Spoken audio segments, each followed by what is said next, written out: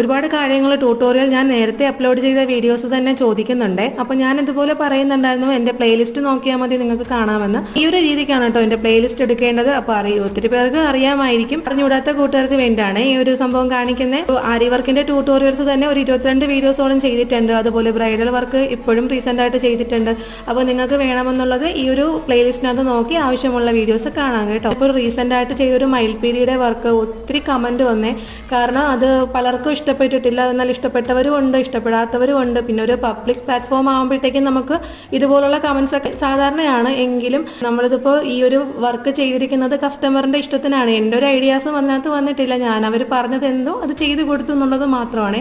അപ്പൊ പിന്നെ അവർക്ക് കുഴപ്പമില്ലെങ്കിൽ പിന്നെ നമുക്ക് വേറെ പ്രശ്നമൊന്നുമില്ലല്ലോ, അവരുടെ ഇഷ്ടം. അപ്പോൾ എല്ലാവർക്കും പ്രത്യേകം റിപ്ലൈ കൊടുത്ത് ഞാൻ മടുത്തു കേട്ടോ. അതുകൊണ്ടാണ് ഞാനിങ്ങനെ എല്ലാവർക്കും ഒരുമിച്ചിടുന്നത്. ആരും വിഷമമൊന്നും വിചാരിക്കല്ലോ കേട്ടോ. എല്ലാവർക്കും അവരുടേതായിട്ടുള്ള അഭിപ്രായ സ്വാതന്ത്ര്യം ഉണ്ട്.